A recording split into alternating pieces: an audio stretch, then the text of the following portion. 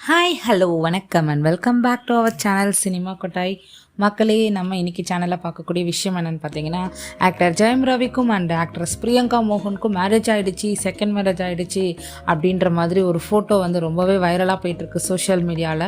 So அதை பற்றி தான் பார்க்கலாம். அதுக்கு முன்னாடி நம்ம சேனலை சப்ஸ்கிரைப் பண்ணிக்கோங்க, சைடில் இருக்கக்கூடிய பெல் ஐக்கானை கிளிக் பண்ணிக்கோங்க, லைக் அண்ட் கமெண்ட் பண்ண மறந்துடாதீங்க. ஸோ தட் நாங்கள் என்ன கண்டென்ட் உங்களுக்கு வேணுன்றதையும் நீங்கள் எங்களுக்கு சொல்லுங்கள்.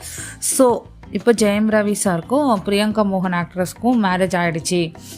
கடந்த நாளாகவே நம்ம ஜெயம் ரவி சாருக்கும் அண்ட் ஆர்த்தி அவங்களுக்குமே விவாகரத்து பிரச்சனை ரொம்ப சீரியஸாக பேசப்பட்டு வந்துட்டுருக்கு. அதுக்கு எந்த சொல்யூஷனுமே இது வரைக்கும் நம்மளுக்கு இன்னும் தெரியலை. என்ன முடிவு பண்ணியிருக்காங்கன்றதும் நம்மளுக்கு இன்னும் வெளிவரலை. இதற்கு நடுவில் பிரியங்கா மோகன் கூட ஒரு ஃபோட்டோவில் வந்து மாலை போட்டுட்டு 2 பேரும் நிற்கிற மாதிரி ஒரு மேரேஜ் ஃபோட்டோ மாதிரி ரிலீஸ் ஆனதுலேருந்து ஓகே சார் வந்து கல்யாணம் பண்ணிட்டாரு நம்ம பிரியங்கா மோகன் மேடம் அப்படின்ற மாதிரி போயிட்டுருக்கு.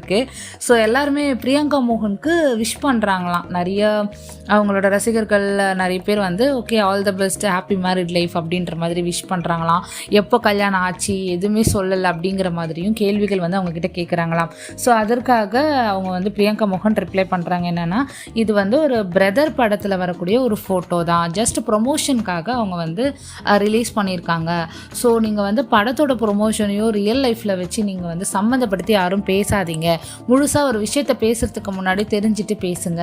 ஸோ இதனால் யார் யார் பாதிக்கப்பட போகிறான்றது நம்மளுக்கு தெரியாது. ஸோ நீங்கள் வந்து தயவு செஞ்சு ஒரு விஷயத்தை பேசுகிறதுக்கு முன்னாடி என்ன ஏதுன்னு பார்த்து பேசுங்க. யாரும் வந்து ரியல் லைஃப்பில் வந்து நம்ம ப்ரொமோஷன்ஸை நீங்கள் லிங்க் பண்ணாதீங்க அப்படின்ற மாதிரி அவங்க வருத்தத்தோடு பேசியிருக்காங்க.